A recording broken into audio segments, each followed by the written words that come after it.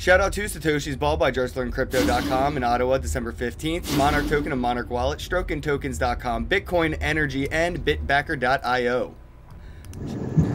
Hey, how goes it? Ken Bozak here to talk about Bitcoin and Bitcoin accessories. And today I'm here with my bro, the founder of my favorite Bitcoin accessories, the Kimchi Socks. How goes it, Jason Holmes?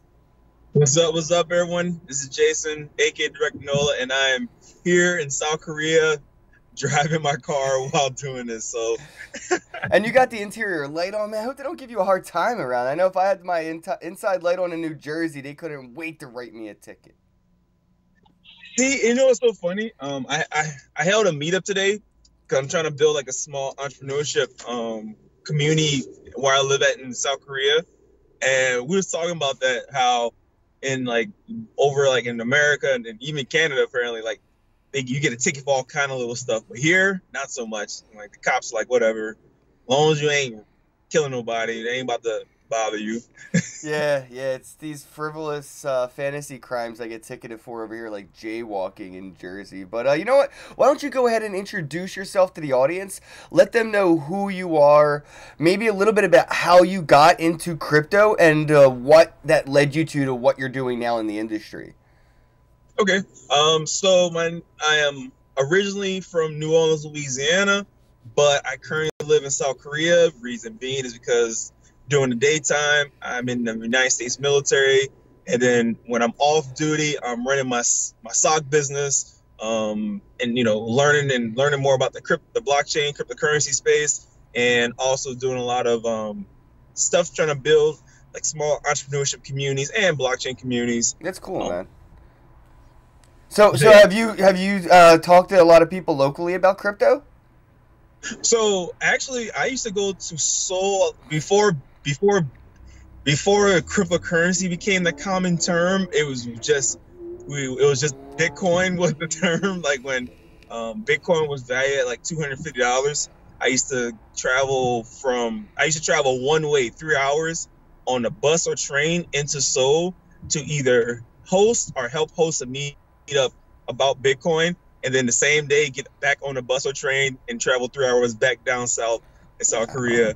So, wow, man! I thought what I was doing was crazy. That's a lot, man. You really, and that was like when Bitcoin was at 200. That was early 2015, right?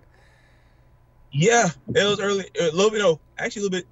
Yeah, early 2015. Yeah, early.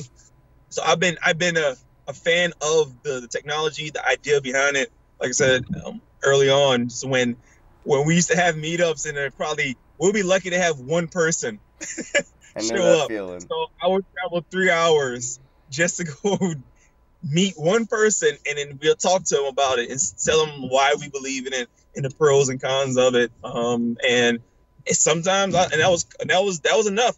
I feel like, because I was passionate about the technology. I believed in the ideology. It wasn't like how it is, like how it is kind of now, but that's how long I've been in the space. I think, even with the price being over 3,000 USD currently, I feel like right around now I'm still getting that same feeling that, one or two people may show up to the meetups. Fortunately, it was the wrong people showing up during that bull run that didn't really have the same, perspective as you and me and most of those one or two people that did have that same, where Bitcoin kind of resonated ideology-wise. Like, we all kind of, like, saw the bigger picture rather than, Lambos.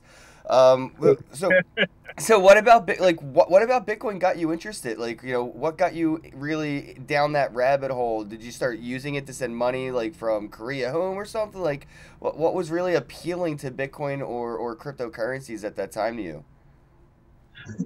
So I've always been a person that studied power structures. One of my favorite books, The 48 Laws of Power, it really opened my eyes. I read that book back in 2010, along with the Tim Ferriss book, and just that alone started making me rethink things like how societies operate and how the powers that be control and manipulate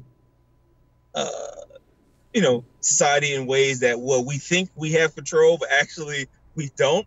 And a lot of it is driven by the power of money. And so I guess it was just perfect timing as I was studying and understanding how governments operate and whatnot, and me working in the government, having a better understanding of it, that's when I came across Bitcoin again. Because the first time I came across Bitcoin is when I lived in Japan for 3 years. I was there for 3 years. And I was like, yeah, Japan's pretty big on Bitcoin. Well, early on, that's when I was on, I was on like one of those torrent sites looking for some videos to download, and I saw like an ad and it mentioned Bitcoin. I said, that looks sketchy as shit. So I ignored it. and then when I came to Korea, I was in Itaewon, and I was doing YouTube videos during that time too as well.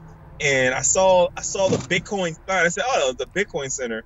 I was like, nope. And I kept walking.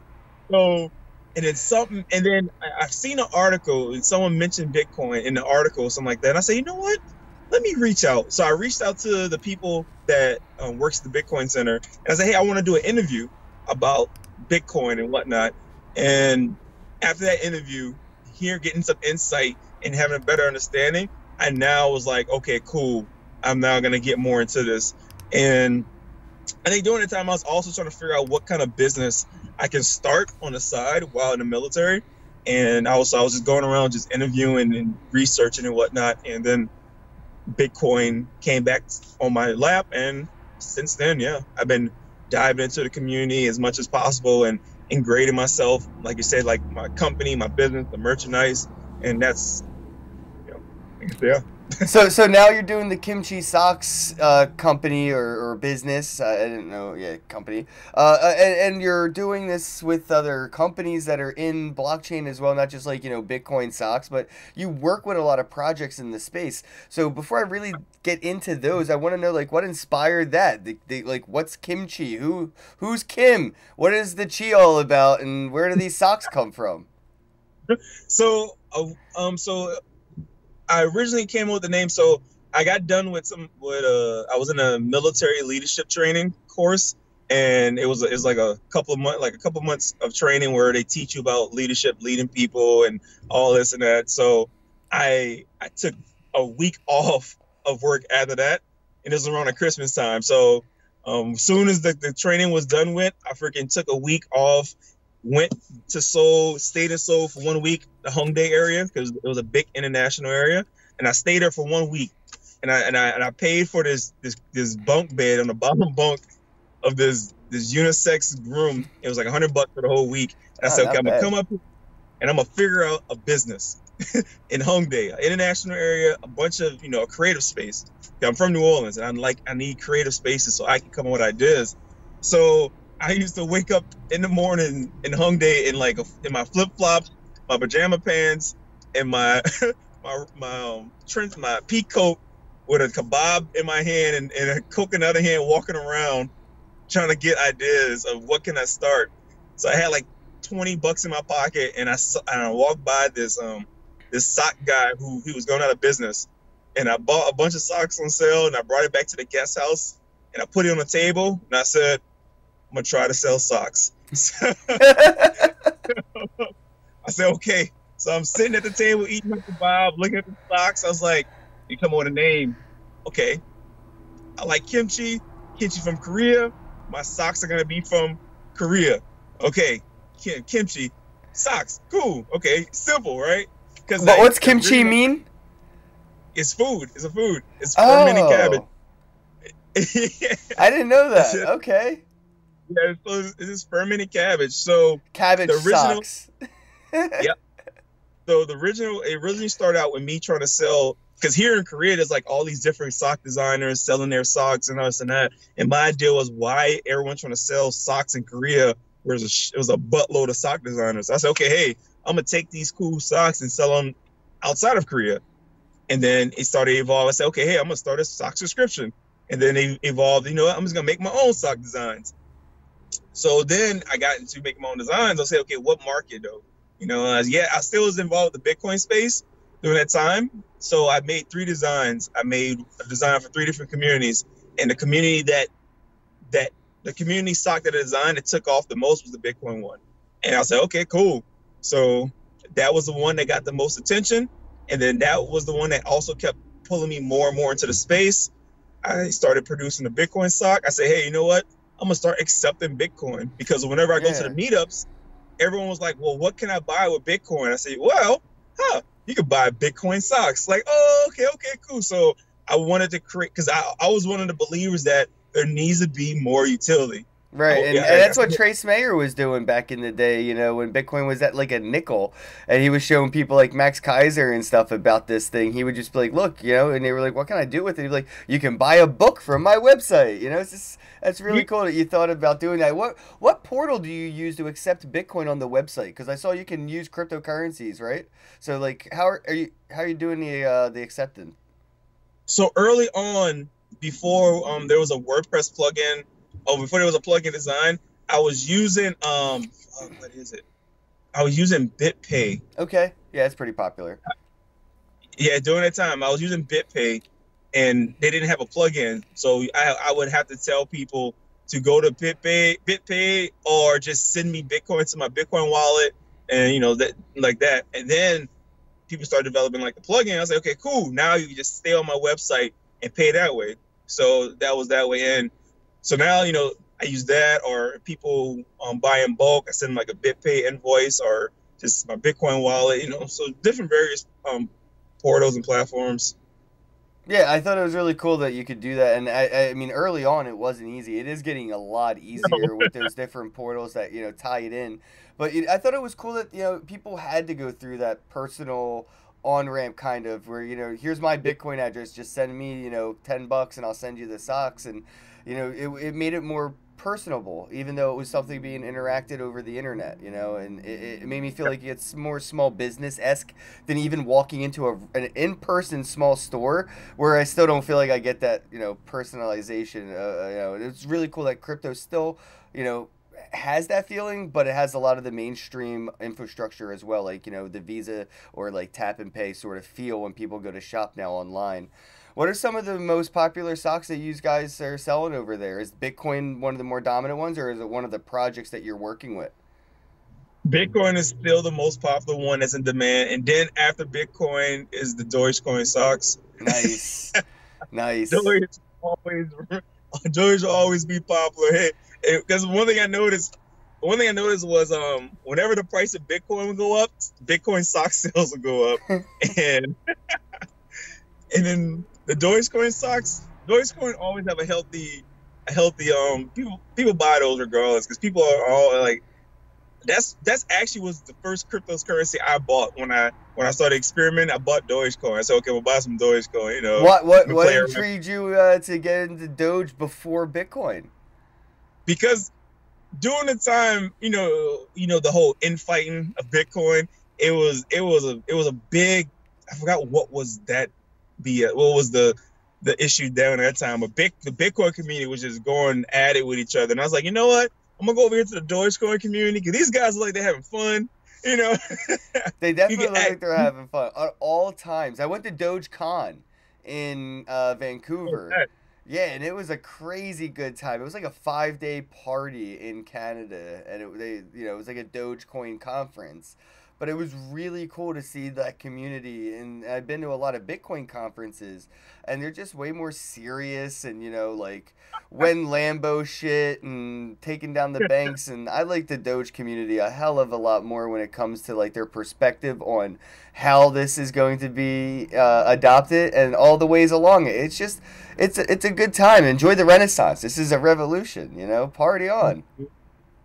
Yeah, those guys, you can ask questions in the Doge community, and nobody's gonna make you feel like, oh my God, how don't you know about this protocol? This and that. Like, damn, bro, I'm new to the space. Like, you know, and you ask the question in Bitcoin space, and then, you know, they treat you like you're the scum of the earth. How dare you come into this world? It wasn't always like this, but yeah, the tribalism has come out thick recently with the whole oh, you didn't know. I mean, people, it's still 1% adoption. We're gonna have to hold a lot of hands on the way up this hill.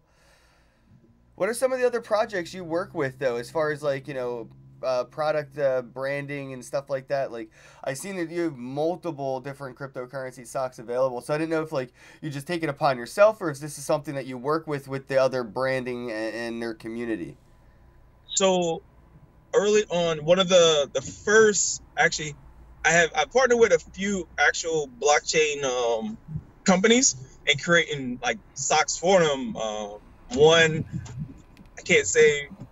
One of them made me sign an NDA, so I can't say theirs. So, I can't talk about one that actually expat team here in Seoul, and they're called Proof. So while I was building Kimchi Socks, I was really heavily involved with the Proof team, and those guys are creating like a decentralized retail investment platform and a OTC trading platform.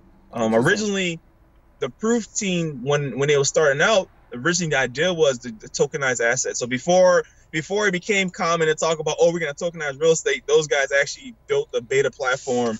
And I was, if you could probably find some of the videos I did early on, like talking about them and their projects. And I created some socks for them. I helped them out with doing video content and doing, trying to do a little bit of marketing to try to help get more awareness about the Proof project and their different platforms that they're working on.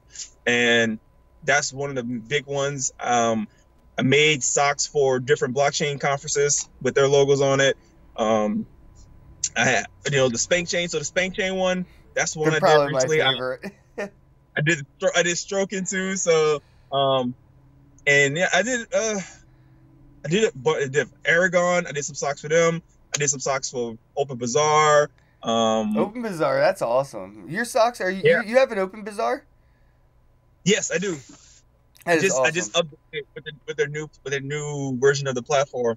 But yeah, so yeah, I like working with the blockchain space. I like the different teams and whatnot. And I even just did I did a project for a big nonprofit that goes around helping like companies and government agencies figure out how to incorporate blockchain into their countries and all that. So working on it is amazing. And just people say, oh, you sell socks. Yeah, but at the same time, I'm like networking and working with people from different companies and learning a lot at the same time about these different projects. So it's kind of like my icebreaker. Like, yeah. Hey, I'm Jason, sock guy. I've been invited to go talk in like private meetings with bankers from huge banks and tell them about why I accept cryptocurrencies and why I think it's very important for not just myself but people in other countries who don't have a means of banking to accept any kind of currency. So it really has opened doors and helped me network and meet other people. So what were some of the projects that have approached you that you may have not worked with? Is there anybody that has approached you that you were like, nah, I don't fuck with Ripple, or like anything like that? No, not yet. No BitConnect socks. They didn't come your way. No, and I try to get BitConnect. I'm joking. That would be some vintage socks though. Like right away in my sock portfolio, I would have that. The BitConnect. I remember when people was like, "Oh, you should do a BitConnect." I said, "No, bro. Please get away from BitConnect as soon as possible." Like I know what a fucking pyramid scheme looks like a mile away, and I am not playing with BitConnect. And I was like. Nah, dude, the hype was real back then, man. It was real hype. But I'm looking at the real projects now. I actually stumbled upon something Shil and I was talking about, and they've kind of been on the radar a little bit even without, but VChain, where, they're putting like NFC chips inside like shoes and some like, real expensive collectibles, things that make sense to have some kind of way to, make sure they're authentic and verify that they are originals. And I don't know, man, the first thing that came to mind was like, when VChain Socks? Like, come on, guys. So it's like, I don't know, it's I want to try to get more. So one other product, like I'm working on, I put on pause, but I'm put it back in motion once I get some new equipment to produce a different style of custom sock. There's one product is coinmarketsock.com. So that's going to be a subscription service tailored towards the cryptocurrency community. And what I want to do is I want to be able to like create like custom products with theme from different various blockchain teams, or like VChain or Ripple or something like that. And you're getting your box each month, like a sock, t-shirt, hat, a little bit of other like coffees, all themed from the blockchain space, and you get that in your box. And hopefully working with other blockchain teams who like, hey, we want to sponsor a box. Okay, cool, you sponsor a box, and we can make the box theme around your brand, and also include some information for people to learn about your project. So that's something else that I'm want to work on in the future, because I'm very focused on the merchant side of the space, because I feel like we need more of that in the space to give these tokens a lot more use cases. Like, yes, people are creating technology, but we need more people focusing on actual making different ways to use it or get informed about it, if that makes any sense. No, you're absolutely right, man. I'm actually, what's the ETA on something like that? Because I'm excited. I like these things. I have like a box thing right here somewhere. This is like one of those things that's like socks, which would be cool, but it's sort of, a big Bitcoin beginner box. And it's like we said, one of those different ways to like, give people a thing in the crypto. So it has like this painting which has Bitcoin on it, and it has like this little white paper book, and so like those boxes, and like especially around this time of year, around Christmas, it's really cool to give somebody something crypto related, not just crypto itself. Give somebody some Bitcoin on a paper wallet. They're probably going to lose it or something, or throw it away or whatever. But give them something with it that's novelty. That they can Yeah, exactly. Something else other than looking at something's volatility, right? Like, oh, you gave me Bitcoin, so it's worth 20% less now. It's like these socks are 20% less uncomfortable. Like they're pretty linear in this market. Don't worry about it. So I saw, like you said, you were working on getting newer machines and stuff. Did you want to touch on that campaign a little bit? Let the audience know kind of like what's going on with that campaign and how they can get involved. So one of the biggest things that I kept getting hit up about is, hey, Jason, I want custom socks. And anyone who understands how the textile industry works is ideally they're not designed and set up to do small quantities of production, because that doesn't work in the traditional business model. Like, no, we need big sizes. So lately I have been doing small quantities, but it's kind of been with a battle between my manufacturer and me trying to appeal to my clients. So the original idea was, okay, I'm gonna buy my own damn machine and make it myself, make sure the business model can support it and whatnot. So with that, I came with the small sock factory campaign where, hey, I'm selling like memberships via Kimchi Sock VIP memberships, pretty much. That's only available during this time, and it comes with like certain perks. So right now we're like 13%, but while I'm waiting and getting the money together, I came across another way that I can offer custom socks if people don't want the knitted ones, but if they just say, hey, Jason, can you make me a pair of custom Digibyte socks? Just one pair. I sure can. So with the new equipment that I'm getting, it's going to allow me to be able to really offer customizable stuff. Like if you say, hey, Jason, I'm going to Canada, can you make me like a custom kin like sock that I can rock just for this meetup I got going on? I sure can. So right there. So that's the future, where I'm going to really be able to offer real super on-demand custom. Drive safe. Drive safe. All right, we're back. Yep. There we go. So that's a really cool idea though for the customization aspect though, because like even things like spring tea and stuff like that's like really starting to become popular. And I don't think you would have had a hard time raising the funds if it was a year earlier. Unfortunately, the market has had a lot of the people in this space pinching pennies and being a little particular, and it's really hard in a market where we're at right now too as well. I mean, but at least you're diversifying. It's not like you went all in on crypto. You're starting a sock business as well, so you're kind of hedged against the bear market in that sense. you know, it's better than going all in and saying, oh, rather than starting a business, I could just buy all this, you know, crypto and, you know, have all your eggs in one basket. It's kind of a good idea that you have a way to make crypto right now in the bear market. Have you seen that affect the sock sales at all? I'm just curious to see if like this has affected the sock sales during the market. So I want to say yes and no. I still do get sock sales, and some people still do pay in crypto, and I just hold it and just, you know, pay my suppliers in fiat and just hold on to the crypto. So sales, no. I think sales are still Awesome. normal because I'm selling a product that people still can use regardless of the market, good and bad. Yeah, it's not like it's like a hardware wallet or crypto dependent, and yeah, a lot of people still have, you know, a love for crypto. I know like that's like all the socks I have anymore are like Kimchi Socks. So at this point, wherever I go, I'm rocking Kimchi, and it's funny because wherever I'm going, people ask about them, and I tell them Kimchi Socks, and the first thing that comes to mind is like Kimchi Socks. Like I don't think they forget that. It's not like it's like Bitcoin socks or, you know, something like too straightforward. I think that was a really clever idea, not to just go, you know, oh, I'm going to do crypto socks and that's what I'm going to call them. Exactly, and that was the idea. Because people say, why? I say, well, think about it.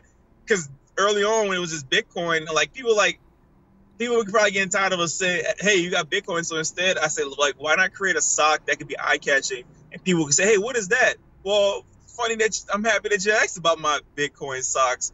Oh, okay. So so it was like I look as it could be a great icebreaker in a way, or a passive way to start a conversation without you being the oh, he's the Bitcoin guy. I've made friends through my Bitcoin socks, my Kimchi socks, man. I was wearing the Bitcoin ones on my way to the Mediterranean, Barcelona. I was doing a cruise with Coinsbank. It was like a 7-day cruise in Spain. And I was wearing my Bitcoin socks on the plane, and the guy sitting next to me said, like, nice socks. And I was like, oh, you know what Bitcoin is? And he was like, yeah, of course. And I was like, are you headed to the cruise? And he was like, yeah. And like, next thing you know, we're like, no. I was like, dude, I'll see you on the ship. So I made a friend, and then I was rocking, you know, the Doge ones, you know, the fan faves. And I was rocking those, and that was during the Tone Vase and Roger Ver debate. And I was rocking my I had my shorts on. I was in the pool with my knee-high Doge socks in the video, and you can see me wearing them, man. It was funny, but those were the ones everybody was like, dude, they're cute. I love the dog socks. They didn't really care if they were crypto or not. They just thought they were awesome socks. They're like, where can I get them? So I send them your way, and it's cool because they see, oh, I could buy, you know, with cash, or I could use crypto, and I don't know. It's a really interesting, like, I don't know, on-ramp into it, you know, being like crypto swag and not crypto centric is like you actually being a digital asset or whatever. But I do, like I said, with VChain and things like that, see a future where I could get a tokenized pair of socks that maybe, you know, only 100 pair were ever released or something like that, and they're on the blockchain. That's the plan in the future. Like as I, you know, get things back in order, I really want to start creating like limited release socks. Once again, in collaboration with like influencers, like, hey, I want to like, and that's one thing I'm working on that idea too as well. Is hey, I want to release limited release socks, you know, in conjunction with partnerships with influencers. That one I want to keep it towards influencers because I want to also give influencers a way to monetize and create a revenue stream for themselves, while at the same time offering something limited and special to their community. So that's another thing I'm working on too. And yeah, VChain, I saw that product. I said, dude, this is freaking badass. That can help really solidify, hey, no, this is like a limited product and you can verify it on the blockchain with that technology. So that's one thing I'm looking to get into as well in the future. Yeah, I can see like big companies like, you know, Louis Vuitton or somebody using it from their purses to small businesses like you being able to do it for, you know, not to just say it for the term, but a gimmick, right? Like it's a marketing gimmick to be able to say, hey, this is something that's limited release. That's why there are limited releases. It's a marketing thing. It's a strategy. The thing that tarnishes that marketing opportunity is the dark market where people make counterfeits of these things, and that's what hurts businesses' bottom line. So like a way to authenticate and verify that these are from Kimchi and they are, you know, pair 20 out of 100 or whatever the case may be. It's really empowering as a tool for small businesses, like just that one aspect of the technology. But even with that, and I think that's the most important thing is I feel like they always want to advertise, oh, Louis Vuitton, the bigger brands. And to me, I'm like, if how do we expect we want regular people to use this when we just keep on sticking with the same old narrative that like a normal sector. Oh, the big brands. But what about the smaller brands? The smaller brands are interested in using this technology, and I sometimes think we get lost in that translation sometimes. But maybe I'm wrong. I don't know. I do overthink things sometimes. So, but I do feel like sometimes we focus on, oh, we need the big brands to buy in on this. Like, yes, I get it. For the bottom line, I guess it makes sense. But at the same time, we need to not forget there's small business owners who do probably struggle with counterfeiters and whatnot, or not just small businesses, but like people who make designer bags in their small time. You know what I'm saying? Like that's something too as well. Like, you know, you might be a up and coming designer. Just imagine if you were an up and coming designer and you was able to tag your early designs when you was just starting out, and then as you improve, become popular, people can then look at that as, oh shit, wait a minute, I had one of their original bags they made back 10 years ago. Prove it. Boom, here it goes. Oh shit. Oh, okay. Yeah, see, so that with a lot of throwback jerseys and stuff like that, like the vintage T-shirts, and they're like, how do you know that wasn't, you know, just made? Like, it really is cool to think of. Yeah, because I remember when throwback jersey was popular, a lot of those was getting counterfeited made here in South Korea. You know, so you're worldly, man. I wanted to see, like, is there a crypto atmosphere around there? Do you see businesses accepting it? Do you see, like, Bitcoin ATMs or anything like that? Or are people talking about it? Are they curious? Do you see anything in South Korea, like, taking off around crypto? Let me tell you. Wait a minute. Let me pull over real quick. This has been one of my subjects that I've been wanting to nit in the butt. That I'm so tired of everyone bullshitting. I mean, and I'll probably get some pushback. And you know what? And if anyone push back on me, I want them to give proof. Prove me wrong. I am perfectly fine being proven wrong for what I'm about to say. And if anyone can't prove me wrong, they need to go sit down somewhere. So let me fix, because it's all BS. As I'm gonna put it like, and it's sad, but it's BS. Hold on, let me fix this real quick. I need both my hands. Gotta talk. Yeah, because you have an interesting perspective. You're a business owner, you're in the military, you're in another country, and you're involved in cryptocurrencies in an interesting way. So I would love to get that perspective of how South Korea in the sentiment around Bitcoin is. So, South Korea and their sentiment on Bitcoin. First of all, it's not South Korea. It's a small group of people in Seoul, pretty much. Seoul. The rest of South Korea is not really. And I remember seeing a video that they interviewed someone where it said like 9 out of 10 Koreans have crypto. That is BS on all levels. First of all, looking at the culture here is about security. The culture here is about minimizing as much risk as possible.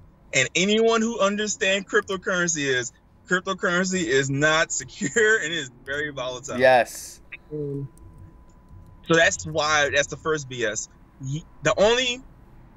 So later, like I said early on, when the Bitcoin was a term, there was hardly anything or anybody truly messing with it because it wasn't secure, it wasn't popular, it wasn't really hitting. The only reason why Bitcoin became a popular thing was because, for one, people was able to trade and make money off of it. And anyone who understands how things happen in Korea, there's no in between. It goes A to C. There's no B. It goes zero. Things go 0 to 100 real quick when young people can make money, because the economy is a shortage of jobs. So whenever there's an opportunity for people in Korea to make a lot of money fast, it blows up. And if you understand how the banking system works in Korea's banking system is beautiful here in Korea. Early on, if you was to trade crypto on the Korean exchange, you can pull your money and have it deposited in your Korean bank account like within 5 minutes. Oh wow!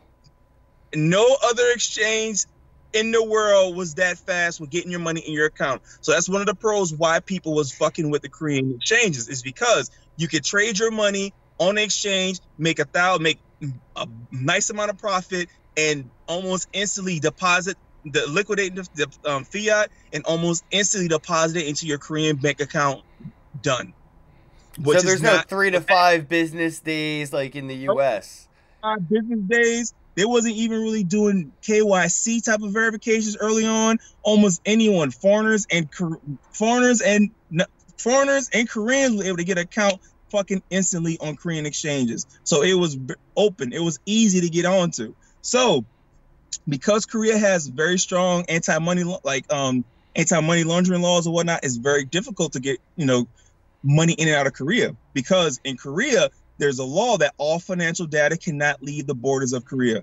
It has to stay within. So because of that, it creates a market for difficulties to move any type of finance currencies in and out, therefore driving up the cost of crypto, because you have to, only way to move money out. Exactly. So the kimchi premium. So what was going on with that? So I guess before I get into that, so is cryptocurrency used by a lot of merchants? Hell no. There's something called T-money. Let me show you this card. I have it. Oh, it's my debit card, my Korean one. So like card like this is like T-money card. It's like I could take fiat, put it on this card, and I can use it at the train station. I can use it in taxis. I can use it to buy food. I can use it to pay for stuff. Koreans will use that prepaid card before we will ever see them using cryptocurrency on such a grand scale like they use T-money.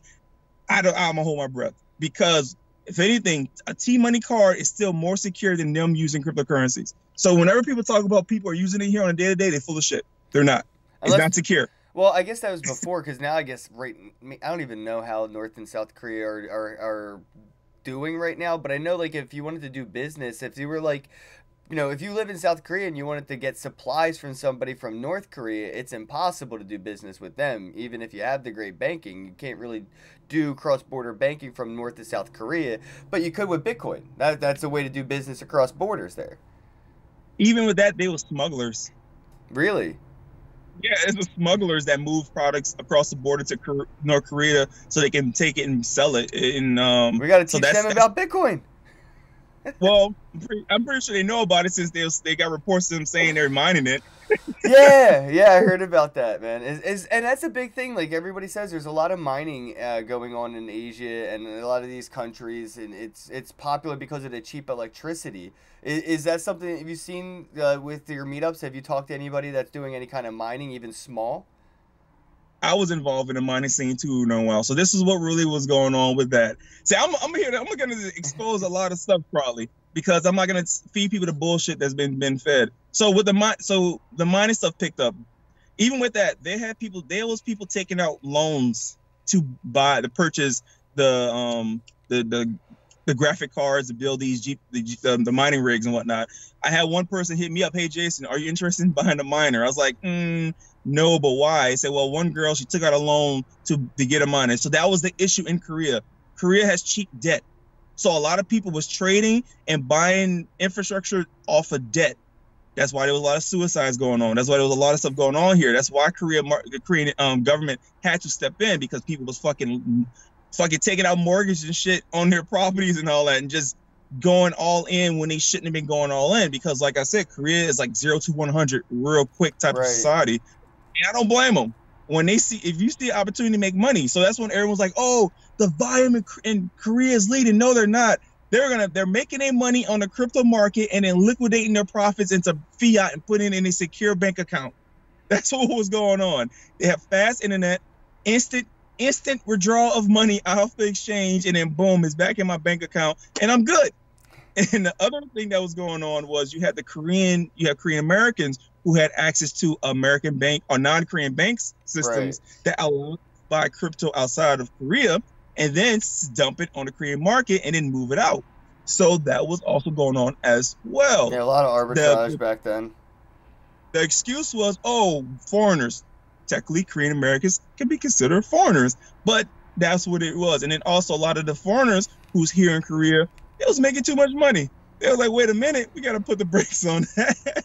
You can't be letting y'all making all this money and moving it in and out of the country. No, no, no. So on a day-to-day use, cryptocurrency is not being used like that in Korea. Koreans will use fiat or, like I said, chi money on mass scale before now all these blockchain conferences. All it is just another way for them to make money, because some of these people who promote PR for all these different teams, they're charging massive amounts of money just to put on nice events that they're making money off of. But if you step outside of the blockchain spaces and go look around, you won't see a lot of this technology adoption that's being talked about. People are sticking with what is secure. Korea is all about security, which I respect it. I get it.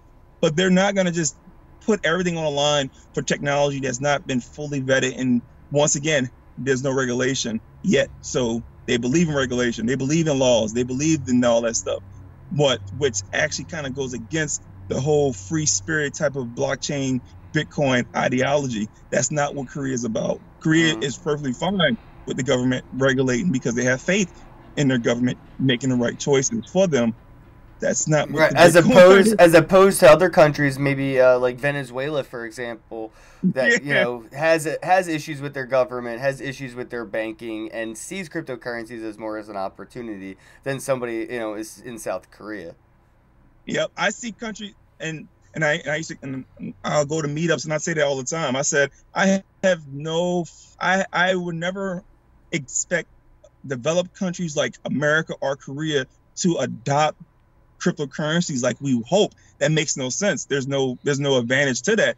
I only expect countries like Venezuela, countries that's been shitted on by their government, and have a horrible monetary system. I expect them to be faster to adopt it because what do they have to lose?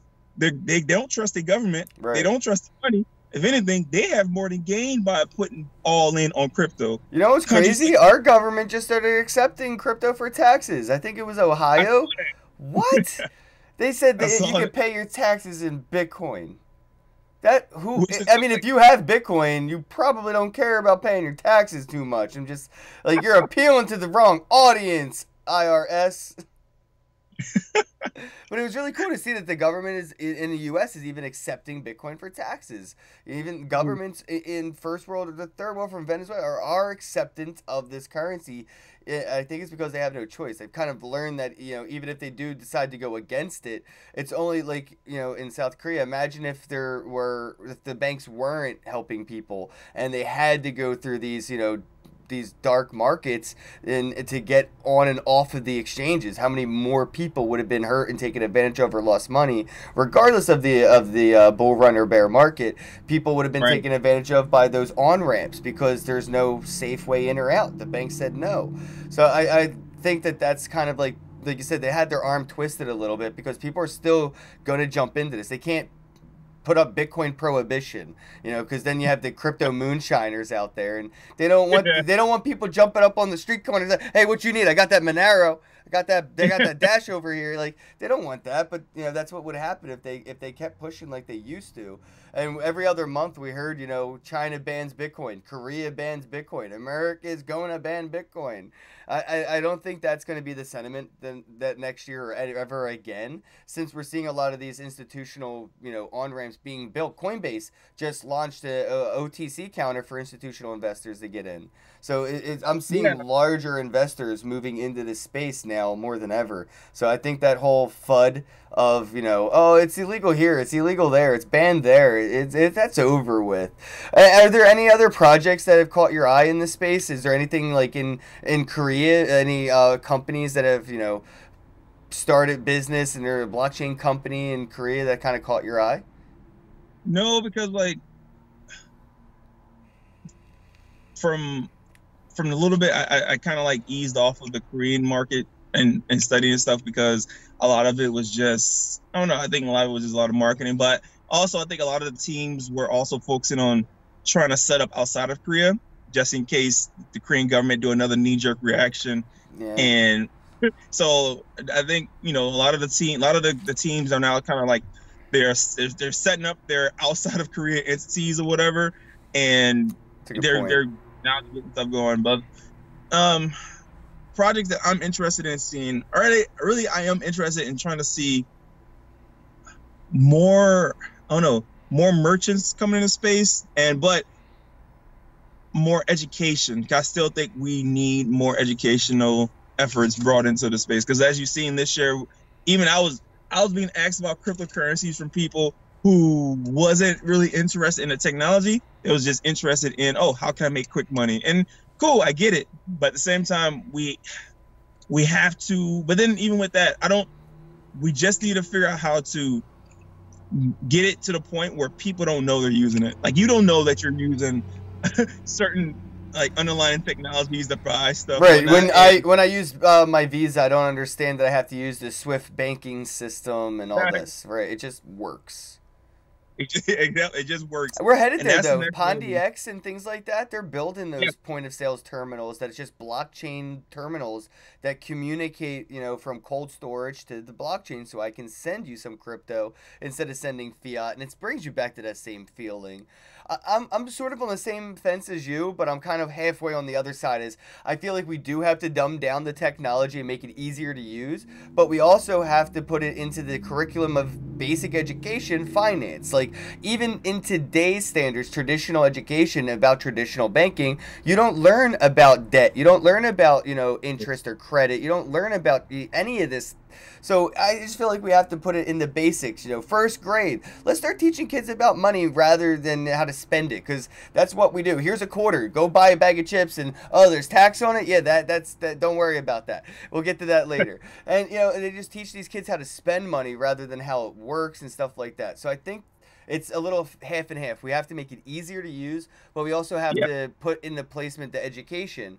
But I don't think that it has to be third party. This should be like mandatory education. It should be part of public and basic education, not something you have to graduate high school and then pay extra money to go to another 4-year education to learn how money works. It is that you have to have money to spend the money, to pay for the permission, to learn how the money works. Let's cut that down and put it right there in the basics. So when people do get into this, we have a lot less, I lost my private keys. But, we still have people posting pictures of their full debit cards, like you almost did. You have like the debit card numbers and stuff. People post pictures like, oh, I just got my new Visa. And it's like, nobody told you not to do that. It's so we still have vulnerabilities even in the finance industry now. If you were to post your debit card out, people could steal your money. The same thing if you accidentally released your private keys. We just have insurance, right? But everybody, thinks that that's free money that just comes from the insurance fairy. They don't realize that they paid the insurance themselves. So when a bank fucks up, the bank doesn't pay for it. You do. You pay for it twice. I like that, insurance fairy. Yeah, no, that's definitely a thing I feel like people believe in when it's the same people that believe the U.S. dollar is still backed by gold, Yeah, those people, they believe in the insurance fairy. If people, I hope you're lying. There's nobody that believes that. Oh, I run into them. When I talk to people, and Uber drivers and servers, bartenders, strippers, the works, when I talk to people about crypto, a good percentage of them still believe the U.S. dollar is backed by gold. A good percentage. Oh, talking about strippers. So, projects I am interested in is like stroking token and like spank chain. The reason why is, so I guess one of my sex workers love socks, bro. Well, that whole industry to me is fascinating, and me, I'm a free spirit type of person from New Orleans, and me, I love the fact that people are able to use their bodies by their own free will, their own choice, and figure out how to make money off of it, versus some of us who go get drunk in the club and have a one-night stand and we didn't even make no money or whatever. So I really do admire and respect that people have the confidence and the confidence to, hey, I'm gonna use what I have to earn a living. I'm not hurting nobody and whatnot. So early on, I made an app a few years back that was looking, before Spank Chain and all that came to be, I was working on an app, and that app was supposed to be a way for people who wanted to sell premium Snapchats to be able to sell their accounts sell access to the account without worrying about getting chargebacks by dicks. You know what I'm saying? Right. No, that happens. Yeah, so I did some research and I was told, they said, yeah, that's the biggest issue. Like PayPal would, like, people will purchase something and then they'll report it as, oh, this person didn't deliver it. And it was like, well, because PayPal is biased against sex workers, they don't never listen to us. So we just lost our money and we gave that person the actual thing anyways. I said, that's jacked up. I'm like, if you got something to pay for it. So I wanted to create this app that would help people out in that field. Cause I'm like, hey, I think that's a, I don't know, it's helping these people who try to make a living. Not everybody is gonna work a 9 to 5. So I don't know. But anyways, so when SpankChain, I came across SpankChain and Stroke It Token, I was like, oh, this is awesome. This is something that's gonna help people who are being creative and want to create something. And there's like, I think so that's one thing I'm looking forward to. So along with Proof, I'm also looking forward to seeing how SpankChain and Stroke It Token is gonna come and revolutionize, and helping these adult people in the adult industry make a living for themselves and be creative and not have to worry about losing their damn income because somebody wants to try to pull some BS or some biased payment processor because they don't agree with those people's choice of living. Like, they're not doing nothing illegally, they're not hurting nobody, so what's the problem? Right, and they're taxpayers. It's not like they're evading taxes or anything like that. It's just, I mean, that just goes to show you the amount of censorship we have when it comes to personal finance. That, you don't really have the freedom to express yourself financially as much as you think you do in the land of the free, as they say. Oh, John, thank you so much for the $2 super chat. Much appreciated, bro. Love these guys, man. But yeah, that was a really ingenious idea you had for, that solution for the premium Snapchat thing, because it does happen where people will do a chargeback and have access to the content without ever having to release the funds or the assets. And to use Bitcoin just makes sense, or any cryptocurrency, because once you have it, you have it. There's no double spend. There's no chargeback in Bitcoin, so you don't have to worry about it. So it is something that makes total sense when it comes to their business practice. And when it comes to things like, SpankChain and Stroke It Token, platforms that make it able to accept these, because other platforms don't have any other way of accepting, your payment rather than maybe PayPal, or a bank account. And banks and PayPal can say, hey, we don't want to work with you just because you're in that industry. Not that it's illegal or legal. They did this to people who did online gambling. People that played poker weren't able to get any kind of money in or out of their poker accounts, but it was completely legal to play poker online. Same way it's completely legal to sell your content like that, but your bank or PayPal is going to be able to censor your business model that way, and it's just that to me is dumb. Wait, you're a bank. It's not your job to be a damn judge and jury. Right. Well, they're doing it right now with the cannabis industry because of federal laws, and how much money are they losing out on because they're not dealing with these cannabis industry companies. So that's different though. The federal, the only reason, and yeah, I think that's dumb too, by the way. And it's the federal law that's just keeping them from legally being able to accept, because they want to accept that money. Like, hey, we've been accepting drug money anyways. We just been doing it. That is very true. You're right, man. All the money, all the people that money laundering drug money into various businesses that has bank accounts, and people probably been knowing about it. Let's be real here. But I don't know, I'm a firm believer in, I don't agree with other adults wanting to censor other adults who is doing something perfectly legal and not hurting somebody.